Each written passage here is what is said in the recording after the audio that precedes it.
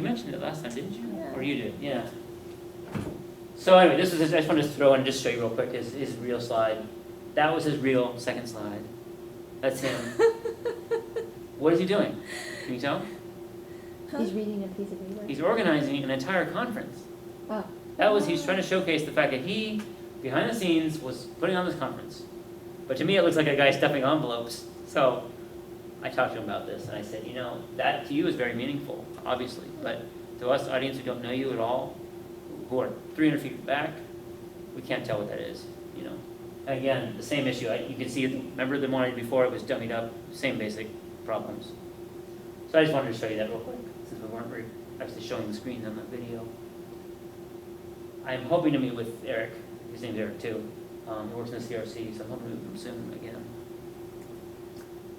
So these are real examples, and I have permission to show these. This is Fresh Air. Actually, that day that I saw the first guy talk, there was 2 other presenters also, and they're both very good, but they both had issues that popped up. So on the left, you see a pretty good slide, not bad, but it's kind of a gray on white, or gray on clouds. And so I suggested kill it, make the logo even bigger, and show me that slide later with that font on black and white, and really tell me what that URL is.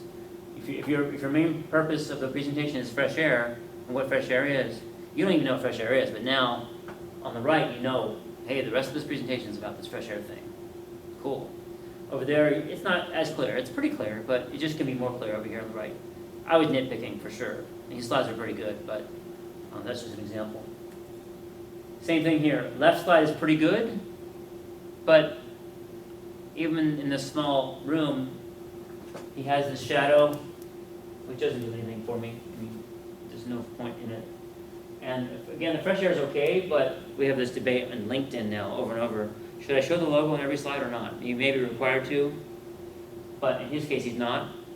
And the header is very busy. You can barely read. It says Augmented Reality Development Platform. You can barely read it. It's all caps. There's all kinds of issues. It's branded though, so that's what they're stuck with. I just said cover it up. Show me the whole image, and then tell me the story about this. He was talking about augmented reality. Imagine walking through a campus, being able to walk up to a kiosk and point your phone at it, and it would tell you information, kind of thing. So, again, the one on the left's not bad, but this is 30% bigger.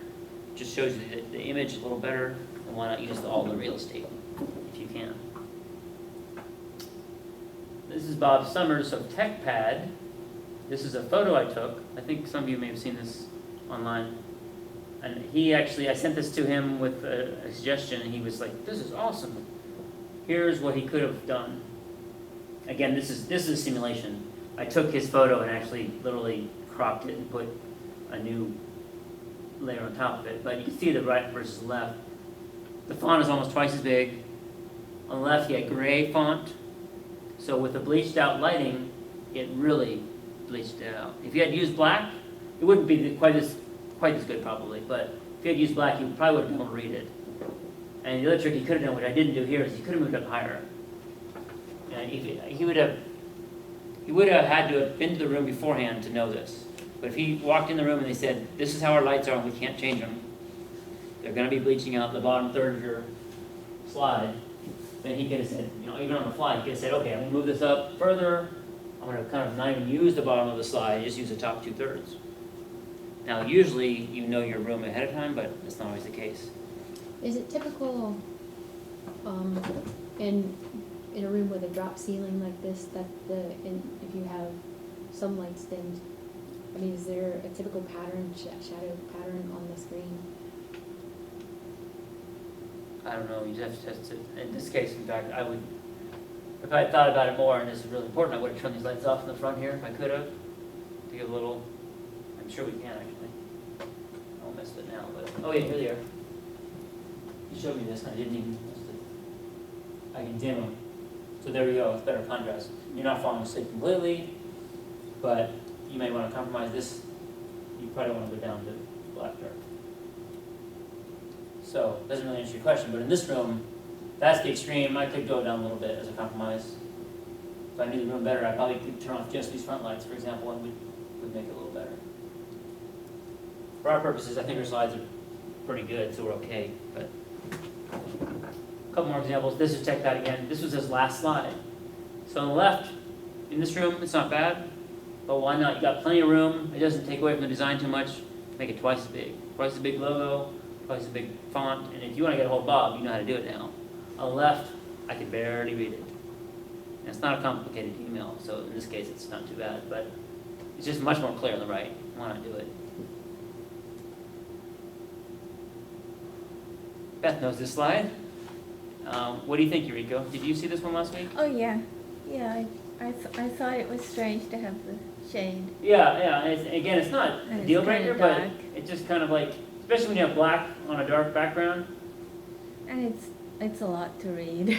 Yeah, The so picture. Beth did a couple different versions of this, but I recommended go ahead and just do this with just the picture, and you got it. Last week you even said it. Even this picture looks dark. Or is it better when the lights are out? Probably better when the lights are out. Yeah. Or is it my glasses?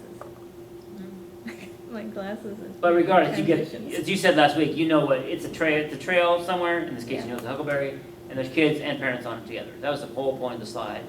The fact that there was a quote, in this case, I recommend do a separate slide. And I didn't use Palatino here, because she'd already selected a font, so we stuck with the font, so it's a little bit, it's fine.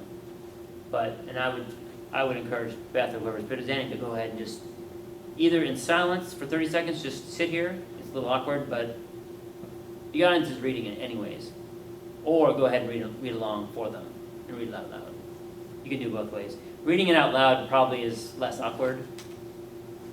And if you memorize it, that's ideal, but in this case, there's no need to memorize it. You can just read it along.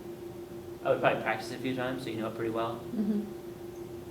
And Eureka here, you kind of get the point, If you read through it, it just takes a while for things to happen. It's sort of the bottom line. And people who work on projects are not always around 20 years later, but it's a brave thing to do. Especially knowing you may not be around. And I didn't know the reference, but Eureka, she could have said, oh, this was John Smith in 1973, or whoever it was. Who was it? It was Clay Nichols. Oh, it was Clay. Mm-hmm. Yeah. It wasn't that long ago then. No, he chose Blacksburg over Asheville. Oh, that's right. Okay. I'm not sure if we didn't show the makeover on this one, did we, last week? Yeah, you did. The legend. Mm-hmm. I did. Mm-hmm. Okay. So there's that one. They look so easy and simple now, don't they? So, I have more slides here somewhere.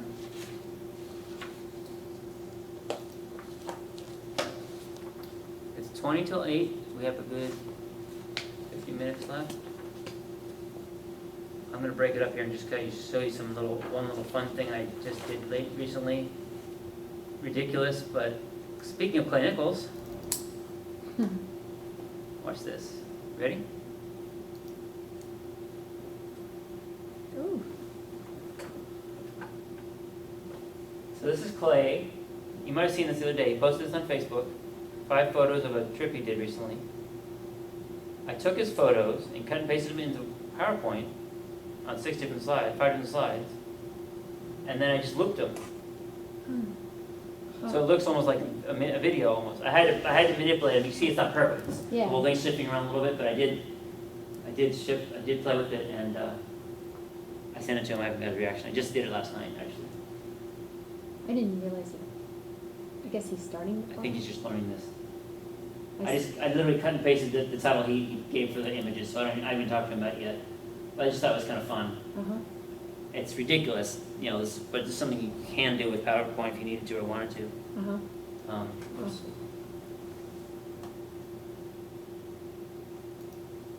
I just wanted to Did show you you. put that on Facebook? Yeah. I sent it to him privately, so it may show up.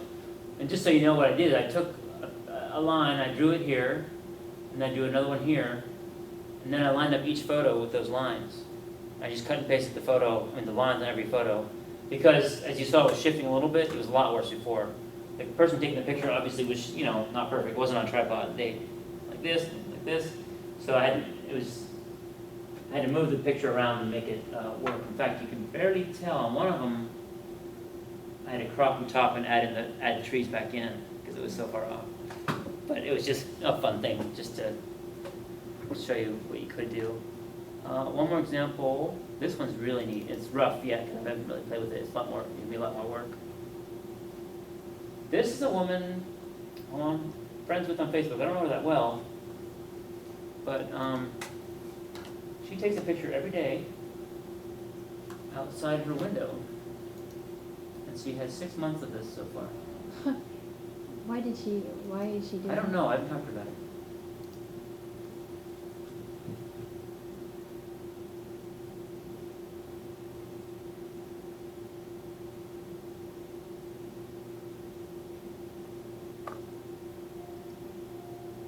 Silly, funny things you can do with PowerPoint.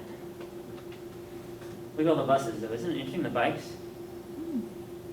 walking. Rain, weather. Yeah, yeah. It started January 1st and it goes through June 12th.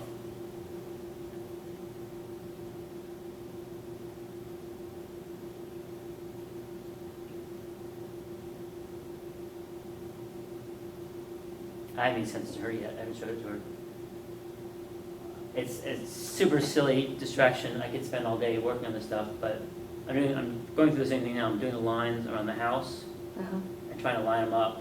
It's, as you can see, I haven't done it yet. This is just the rough. It looks like her angles are a little bit. Yeah, I think it's just the handheld. She just does it every day and just takes a picture. Hmm. And I think it's outside most days, but who knows? If it's really cold, she doesn't do it.